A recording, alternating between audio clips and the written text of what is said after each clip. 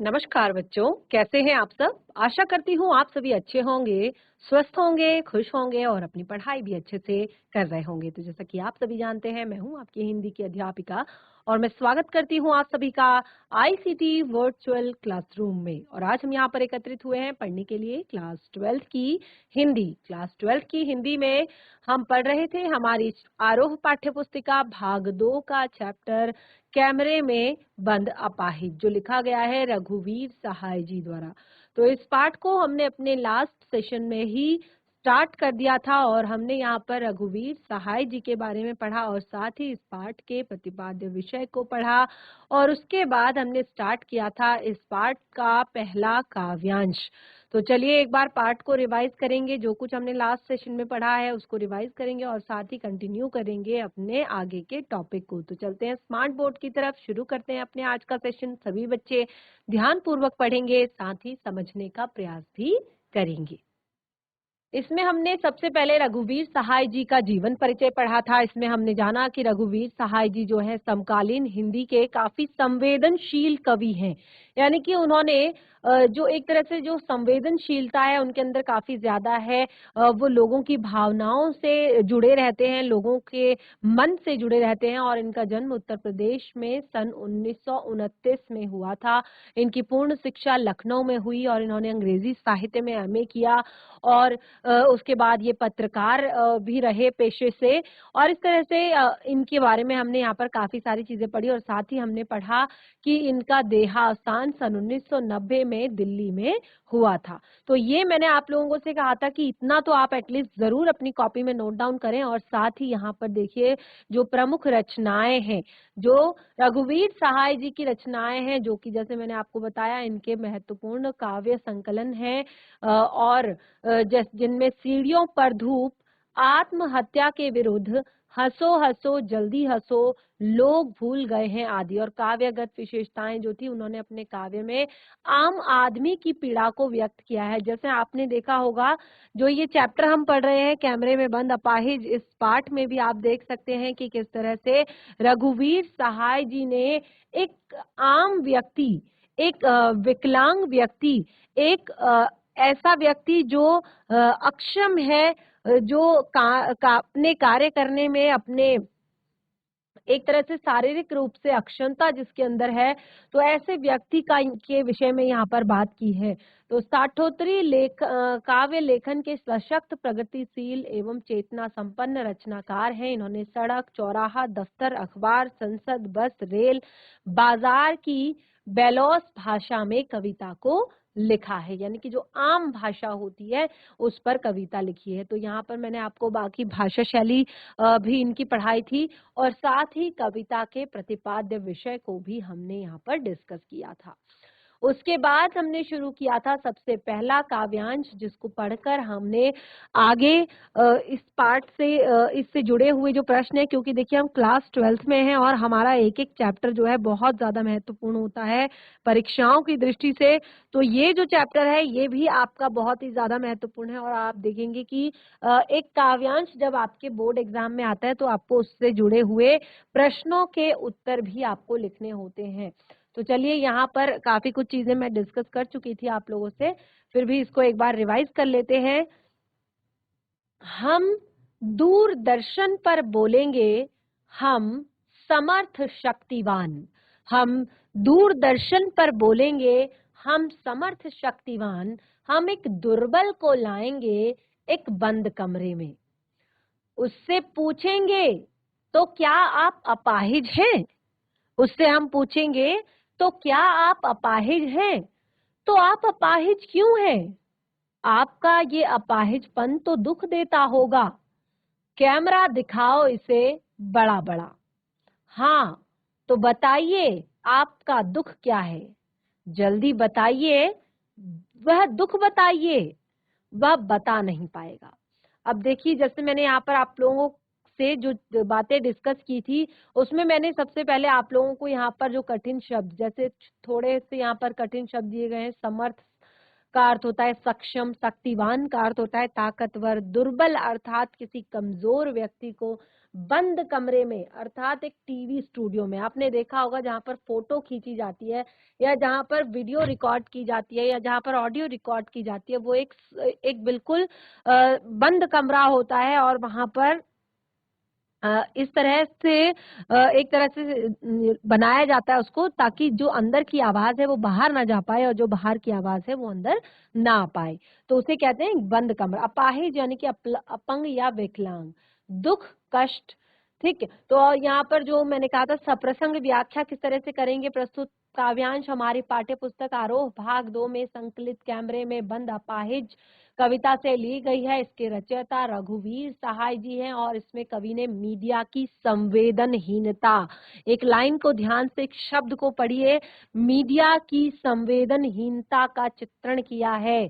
कवि का मानना है कि मीडिया वाले दूसरों के दुख को भी व्यापार का माध्यम बनाते हैं। और मैंने आप लोगों से लास्ट सेशन में कहा था कि किस तरह से आजकल जो लोग हैं, ठीक है, जो मीडिया है एक तरह से अब यहाँ पर केवल पत्रकारों की बात नहीं आती है। आप देखेंगे आजकल सोशल मीडिया, मैंने आप लोगों को बताया था बहुत सारे प्लेटफॉर्म हैं सोशल मीडिया के, जहां पर आजकल जो है लोग अपनी बात रखते हैं, एक तरह से अपनी बात को व्यक्त करते हैं।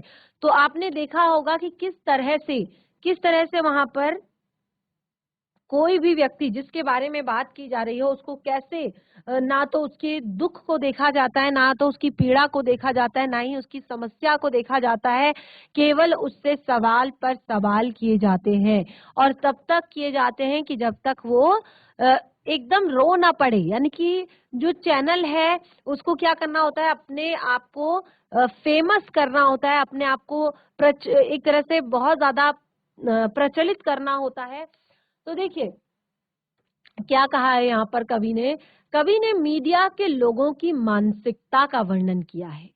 वो अपने आप को समर्थ और शक्तिवान मानते हैं। तो ये मैंने आपको बताया था ना कि सच में वे समर्थ और शक्तिवान होते भी हैं, क्योंकि आपने देखा कि जो सोशल मीडिया की जो एक कितनी बड़ी पावर है कि रातों रात कई लोगों को, आप में से मुझे एग्जाम्पल भी बताया था कई लोगों ने, कि जो रानू मंडल हैं या फिर जो सॉन्ग है कच्चा बादाम या और भी बहुत सारी चीजें, जो बिल्कुल भले ही वो बिल्कुल एक तरह से वो किसी काम के ना हो, यानी कि कोई ऐसा जरूरी काम ना हो उनसे, लेकिन फिर भी वो सोशल मीडिया के माध्यम से रातों रात जो है स्टार बन जाते हैं। रातों रात वो करोड़ों अरबों लोगों की नजरों में आ जाते हैं। तो इस तरह से एक पावर है मीडिया की। तो यहाँ पर मीडिया के लोगों की मानसिकता का वर्णन किया है। वो कहते हैं हम स्वयं को समर्थ और शक्तिवान मानते हैं। क्या मानते हैं? स्वयं को समर्थ और शक्तिवान मानते हैं और वे ही दूरदर्शन पर बोलते हैं। अब वे एक बंद कमरे में अर्थात एक स्टूडियो में एक कमजोर व्यक्ति को बुलाएंगे और उससे प्रश्न पूछेंगे। क्या प्रश्न पूछेंगे? देखिए, एक ऐसे कमजोर व्यक्ति को लाएंगे और उससे प्रश्न पूछेंगे और प्रश्न करेंगे कि क्या आप अपाहिज हैं? क्या आप अपाहिज हैं? यानी कि वो किसी तरह से शारीरिक रूप से उसमें कोई अक्षमता होगी, चाहे वो अच्छे से देख नहीं पाता होगा या सुन नहीं पाता होगा या चल नहीं पाता होगा या देख नहीं पाता होगा। तो इस तरह से उसको जब मीडिया में लाएंगे तो उससे प्रश्न करेंगे। प्रश्न क्या करेंगे? क्या आप अपाहिज हैं? यदि हैं तो आप क्यों अपाहिज हैं? यदि है तो आप क्यों अपाहिज हैं? क्या आपका अपाहिजपन आपको दुख देता है? आपका जो ये अपाहिजपन है आपको दुख देता है? अब ये प्रश्न इतने बेतुके हैं कि एक अपाहिज जो है वो इनका उत्तर नहीं दे पाएगा। अब देखिए, जो व्यक्ति उस समस्या से एक जूझ रहा है, उस समस्या से वो परेशान हो रहा है और आप उसी समस्या का एक तरह से मजाक बना रहे हैं और उससे पूछ रहे हैं कि आप अपाहिज हैं, तो आप क्यों अपाहिज हैं? आपका अपाहिजपन आपको दुख देता होगा। तो जाहिर सी बात है, अगर वो अपाहिज है तो उसका अपाहिजपन उसको दुख देता ही होगा और उसके अपाहिज होने का कोई ना कोई कारण होगा और ऐसे सवाल पूछकर उस व्यक्ति को और ज्यादा दुखी कर दिया जाता है और वो उनके प्रश्नों का उत्तर नहीं दे पाता और जिसकी वजह से वो चुप रहता है। और इसी बीच जो प्रश्नकर्ता है वो कैमरे वाले को निर्देश देता है। अब देखिए, जो प्रश्न करता है, जो पत्रकार बैठा हुआ है, वो कैमरे वाले को निर्देश देता है कि वो कहता है जरा इसको बड़ा करके दिखाओ, यानी कि इसको जरा स्क्रीन पर बड़ा बड़ा दिखाओ, जूम करके दिखाओ, यानी कि इसके फेस पर जो दुख, इसके चेहरे पर जो एक तरह से झिझक, इसके चेहरे पर जो शर्म और इसके चेहरे पर जो डर एक तरह से उभर रहा है, उसको जरा लोगों को दिखाओ। तो इस तरह से वो क्या कहता है कि इसके चेहरे को जरा बड़ा बड़ा दिखाओ। और फिर से उससे प्रश्न किया जाएगा। जब उसके चेहरे को दिखाया जाएगा जूम करके, तो फिर से उससे प्रश्न किया जाएगा कि आपको क्या कष्ट है, यानी कि आपको क्या कष्ट है, क्या परेशानी है आपको। फिर उसके बाद आपको अपने दुख को जल्दी बताइए। कैमरे वाला जो पत्रकार है वो कहता है कि अपने दुख को जल्दी बताइए, यानी कि अपनी पीड़ा बताइए, हमें अपने दुख को बताइए। अपाहिज इन प्रश्नों का उत्तर नहीं देगा। जो अपाहिज होगा वो इन प्रश्नों का उत्तर नहीं देगा, क्योंकि ये प्रश्न क्या करते हैं, उसका मजाक बना रहे हैं। एक तरह से ये प्रश्न क्या कर रहे हैं, उसके अपाहिजपन का मजाक बना रहे हैं। तो वो बहुत ज्यादा दुखी हो जाएगा, बहुत ज्यादा एक तरह से अंदर से उसको दुख होगा और वो प्रश्नों के उत्तर नहीं दे पाएगा, क्योंकि उसको लगता है कि ये जो प्रश्न है ये उसका मजाक बना रहे हैं। अब देखिए विशेष क्या है इन पंक्तियों में। सबसे पहली विशेष बात तो ये है कि इसमें मीडिया की मानसिकता पर करारा व्यंग किया है। मीडिया, आप देखेंगे मैंने आपको बताया कि रास्ते में अगर कोई एक्सीडेंट हुआ है या कोई भी घटना घटित हुई है, तो आजकल लोग क्या करते हैं, हेल्प करने के बजाय, मदद करने के बजाय क्या करते हैं, अपना फोन निकालकर उनका वीडियो बनाने लगते हैं। उन फोन निकालकर उस चीज का वीडियो निकालने लगते हैं। तो यही है एक तरह से ये भी सोशल मीडिया की भी जो मानसिकता है उस पर करारा व्यंग किया गया है। और काव्यांश में नाटकीयता है। ये जो काव्यांश है इसमें नाटकीयता है, नाटकीय ढंग से ये काव्यांश लिखा गया है। भाषा एकदम सरल और सहज है। व्यंजना शब्द शक्ति का प्रयोग किया गया है। ठीक है, अब इस काव्यांश से जुड़े हुए प्रश्न यहाँ पर ले लेते हैं। तो मैं प्रश्न करूंगी, सबसे पहले आप उत्तर देने की कोशिश करेंगे। पहला, हम दूरदर्शन पर बोलेंगे में आए हम शब्द से क्या तात्पर्य है। हम दूरदर्शन पर बोलेंगे में हम शब्द से क्या तात्पर्य है। देखिए, दूरदर्शन पर हम बोलेगा कि हम शक्तिशाली हैं, अर्थात जो हम शब्द है वो किसी कमजोर का साक्षात्कार लेगा। और जो हम समाज का ताकतवर मीडिया है, यहाँ पर हम क्या है, समाज का ताकतवर मीडिया है, जो क्या करता है, रातों रात किसी अच्छे से अच्छे व्यक्ति को, बड़े से बड़े इंसान को एकदम साधारण इंसान बना देता है और एक साधारण इंसान को रातों रात जो है स्टार बना देता है। ये है मीडिया की पावर, ये है मीडिया की शक्ति। तो दूरदर्शन पर हम दूरदर्शन पर बोलेंगे में जो हम शब्द है ये समाज का जो ताकतवर मीडिया है उसके बारे में बात यहाँ पर की गई है। अगला है, हम अपाहिज से क्या पूछेंगे। हम अपाहिज से क्या पूछेंगे। तो देखिए यहाँ पर कहा गया है कि हम अपाहिज से बहुत सारे प्रश्न करेंगे। जैसे, आपका अपाहिजपन तो दुख देता होगा, आपका दुख क्या है, आप अपाहिज क्यों हैं। ठीक है, क्या सबसे पहले आप अपाहिज हैं, आप अपाहिज क्यों हैं, आपका अपाहिजपन दुख देता होगा, ये सारे प्रश्न जो है पूछे जाएंगे। प्रश्न पूछने वाला अपने उद्देश्य में कितना सफल हो पाता है और क्यों। प्रश्न पूछने वाला अपने उद्देश्य में कितना सफल हो पाता है और क्यों। तो देखिए, जो प्रश्न पूछने वाला व्यक्ति है अपाहिज से, वो बहुत सारे बेतुके प्रश्न पूछता है और एक तरह से जिससे जो है अपाहिज जो है एक तरह से उसके वजूद को, उसके अंतर मन को झकझोर कर देते हैं और उसके स्वाभिमान को ठेस पहुंचाते हैं, उसको दुख देते हैं और फल स्वरूप वो बहुत ज्यादा चुप हो जाता है और इस प्रकार प्रश्न पूछने वाला अपने उद्देश्य में सफल नहीं हो पाता है। यानी कि वो चाहता है कि जो दुख, जो व्यक्ति है, जो अपाहिज व्यक्ति है, वो अपना दुख व्यक्त करे, अपने दुख को सुने और थोड़ा बहुत यहाँ पर रोए और जिससे जनता जो उनसे जुड़ी हुई है वो जनता भी थोड़ा बहुत रोए, तो उनका जो असली उद्देश्य है वो सफल हो पाएगा।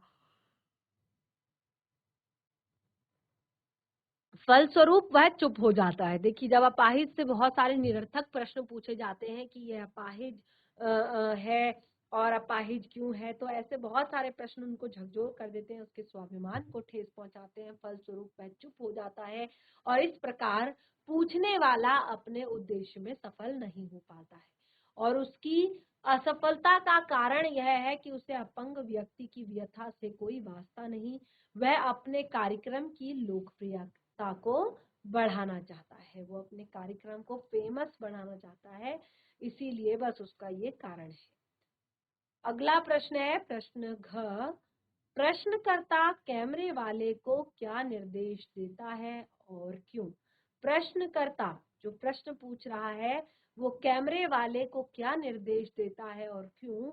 तो देखिए, जो प्रश्नकर्ता है वो कैमरे वाले को निर्देश देता है कि इस अपंग की बड़ी बड़ी तस्वीर दिखाओ, यानी कि इसको जूम करके दिखाओ, थोड़ा बड़ा दिखाओ, ताकि जो इनसे ये प्रश्न पूछे जा रहे हैं, इन प्रश्नों के कारण इसके फेस पर थोड़ा सा शर्म, थोड़ा सा दया, थोड़ा सा डर एक तरह से दिखाई दे रहा है, क्या, ताकि आम जनता की उससे सहानुभूति हो सके और उनका कार्यक्रम जो है लोकप्रिय हो जाए। तो देखना, आप कई बार जो क्या करते हैं न्यूज़पेपर वाले कि कुछ इस तरह के लोगों को ले लेते हैं, जिससे क्या होता है, जिससे लोग, जब वो उत्तर देता है, जब वो बात करता है, तो लोगों का मन जो है काफी ज्यादा दुखी होता है और लोगों की जो सिंपैथी है उसकी तरफ बढ़ जाती है। तो बिल्कुल यहाँ पर यही कह रहे हैं कि सहानुभूति जो है आम जनता की, वो उस व्यक्ति के साथ हो जाए और उनका कार्यक्रम जो है सफल हो जाए, उनका कार्यक्रम अच्छा हो जाए। तो इस तरह से पहले काव्यांश को हमने यहाँ पर क्लियर किया और उससे जुड़े हुए प्रश्नोत्तर भी यहाँ पर पढ़े। आगे बढ़ते हैं अगले काव्यांश की तरफ। सोचिए, बताइए, आपको अपाहिज होकर कैसा लगता है? अब उससे प्रश्न किया जा रहा है कि सोचिए, बताइए, आपको अपाहिज होकर कैसा लगता है? कैसा यानी कैसा लगता है? हम इशारा करके बताएंगे कि क्या ऐसा लगता है? सोचिए, बताइए, थोड़ी और कोशिश कीजिए, फिर आप यह अवसर खो देंगे। आप जानते हैं कि कार्यक्रम को रोचक बनाने के वास्ते तरह तरह के सवाल पूछकर उसको रुला देंगे और इंतजार करेंगे, फिर उसके रो पड़ने का इंतजार करेंगे, उसके रो पड़ने का। तो देखिए, यहाँ पर क्या कह रहे हैं कवि, कह रहे हैं कि जो ये मीडिया है ये क्या करती है कि जो व्यक्ति है उसको इतना ज्यादा परेशान कर देती है, इतना ज्यादा उससे ऐसे ऐसे सवाल पूछती हैं कि वो क्या करता है, एक समय आने पर वो अपने आप में जो कंट्रोल है, जो नियंत्रण है, वो उसको खो देता है और वह रो पड़ता है, रोने लगता है। तो यहाँ पर कवि कह रहे हैं कि मीडिया फिर से प्रश्न कर रही है, सोचिए, बताइए कि आपको अपाहिज होकर कैसा लगता है? कैसा यानी कि कैसा लगता है, फिर खुद से वो इशारा करके दिखा रहे हैं, सोचिए, बताइए, क्या ऐसा लगता है?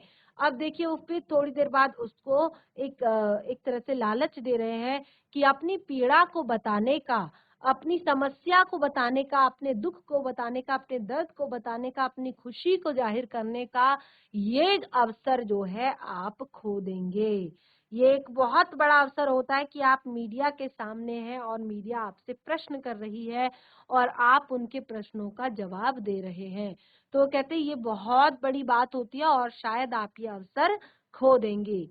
हम जानते हैं कि कार्यक्रम को रोचक बनाने के वास्ते हम पूछ-पूछ कर उसको रुला देंगे। इंतज़ार करते हैं आप भी उसके साथ रो पड़ने का। तो लेखक यहाँ पर कहते हैं कि थोड़ी और कोशिश कीजिए, यह अवसर खो देंगे कि आप जानते हैं कार्यक्रम रोचक बनाने के लिए जो पत्रकार होते हैं, वो तरह-तरह के प्रश्न पूछते हैं। वो क्या करते हैं? तरह-तरह के प्रश्नों को पूछते हैं, इंतज़ार करते हैं, आप भी उसके रो पड़ने का, यानी कि इंतज़ार रहता है सबको कि ये व्यक्ति, ये इंसान जो है कब तक एक तरह से स्टेबल होकर रह पाएगा, कब तक ये अपने आप को विचलित नहीं होने देगा और एक टाइम ऐसा आता है कि आप भी उसके साथ रो पड़ते हैं। तो यहाँ पर भी कुछ कठिन शब्द हैं, जैसे रोचक का अर्थ होता है दिलचस्प, वास्ते का अर्थ होता है के लिए और इंतज़ार का अर्थ होता है प्रतीक्षा। तो इस तरह से दूसरे काव्यांश को हमने यहाँ पर रीड किया, तो इसकी सप्रसंग व्याख्या करते हैं। प्रस्तुत काव्यांश हमारी पाठ्य पुस्तक आरोह भाग 2 में संकलित कैमरे में बंद अपाहिज शीर्षक से लिया गया है। इसके रचयिता रघुवीर सहाय जी हैं। इस कविता में कवि ने मीडिया की संवेदनहीनता का चित्रण किया है।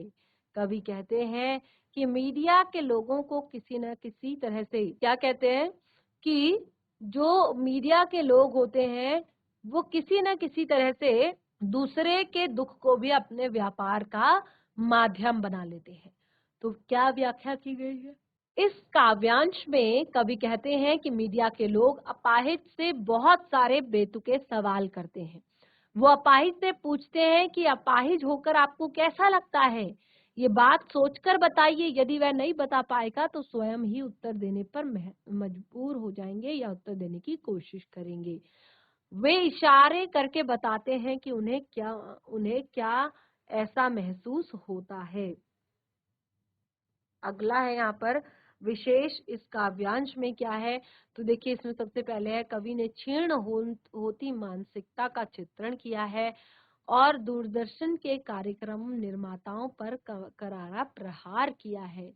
जो दूरदर्शन और साथ ही आजकल बहुत सारे न्यूज चैनल्स हैं जो कार्यक्रम एक तरह से निर्माण करते हैं, तो यहाँ पर विशेष यही है कि दूरदर्शन के कार्यक्रम निर्माताओं पर करारा व्यंग किया है। काव्य रचना में नाटकीयता तथा व्यंग है। नाटकीयता यानी कि बिल्कुल नाटक के तौर पर ये लिखा गया है। सरल एवं भावानुकूलित खड़ी बोली में सहज अभिव्यक्ति है। अनुप्रास अलंकार है, मुक्तक छंद है। ठीक है, तो अब आप इसको देख लेंगे जो ये विशेष लिखा हुआ है, इसी तरह से लिखेंगे जब आप सब प्रसंग व्याख्या करेंगे, उसके बाद व्याख्या करने के बाद।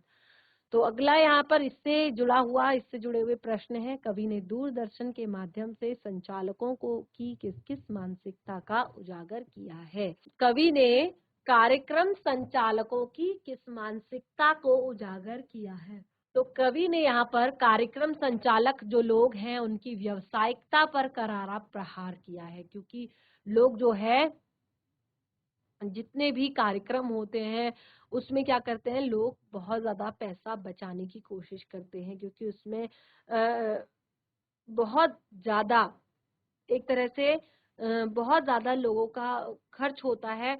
तो ये एक व्यावसायिक कारण है। ये व्यावसायिक कारणों से यहाँ पर एक करारा जवाब व्यंग किया है कि वे अपाहिज को कम कष्ट देने के बजाय उसे बढ़ा चढ़ाकर बताते हैं। यानी कि कोई व्यक्ति अपाहिज है तो उसको कम करने के बजाय बढ़ा चढ़ाकर बताते हैं। वे क्रूरता की तमाम हदें पार कर जाते हैं। अगला प्रश्न है संचालकों द्वारा अपाहिज को संकेत में बताने का उद्देश्य क्या है? संचालकों द्वारा अपाहिज को संकेत में बताने का उद्देश्य क्या है? तो देखिए क्या उत्तर है यहाँ पर।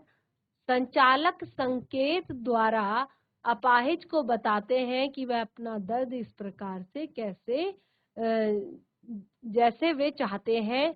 यहाँ दर्द किसी का है और उसे अभिव्यक्त करने का तरीका कुछ और बता रहा है।